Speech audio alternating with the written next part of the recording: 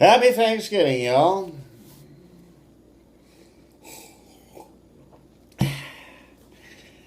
My paranoia entered its prime in my tortured collaboration with the Monkey Wrench Theater Company, about whom I'll be saying nothing true, so as to protect the now innocent guilty.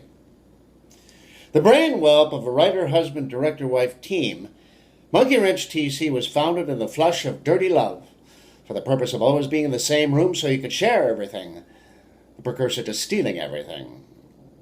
Monkey Wrench did the plays of C.J. Hopkins, author of such hesitant classics as Horse Country and Texas Radio, titles in which were subsonically embedded what my spastic focus became convinced was at the heart of the company, namely, character infiltration through mind control, posing as liberationist theatric.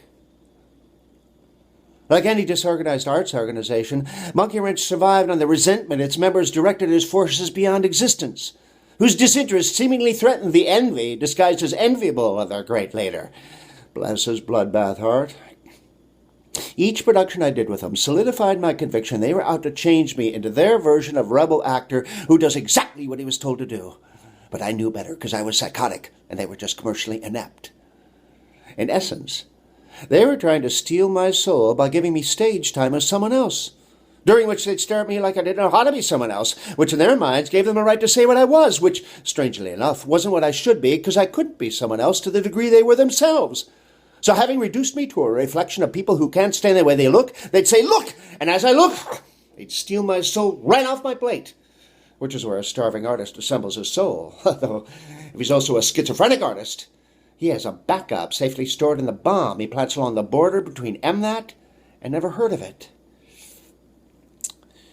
They were programming me in a language that only contained 6 or 7 words, 4 of which I wasn't allowed to know, because I might use them to ask the director, why in America there's really nothing to say? Because everything's been decided by a primitive process in the future, whose legitimacy is beyond question, since to question its legitimacy is to say others have nothing to say, which is un-American to say the least. So to be American, say the least, and the remaining 2 or 3 words were capitalism? It was all part of a mid-sized plan to appear like we had no mid-sized plan, but simply wanted artistic freedom to declare freedom only for artists. Though now that there's a car by that name, those of us with shit credit must resort to artistic fuming, which is less fun and harder on the vagus nerve. My story with Monkey Wrench, which lasted 5 strained years, dissolved in a barrage of pay phone calls between myself and Vortmeister Hopkins, in which I accused him of spelunking down the hilum of my emergency head, commandeering a situs inversus between my lobes of logical clutching and my gag reflex, which resulted in my failure to be seen by the media as Christ's final free night window shit shag, and his equally absurd assertion that I was a pharmaceutical boom in the unmaking.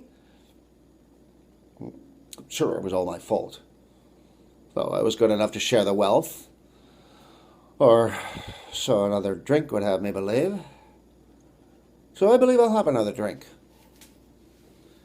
Here's to another auspicious collaboration scrapyarded under its own auspices. Shut up, Timothy.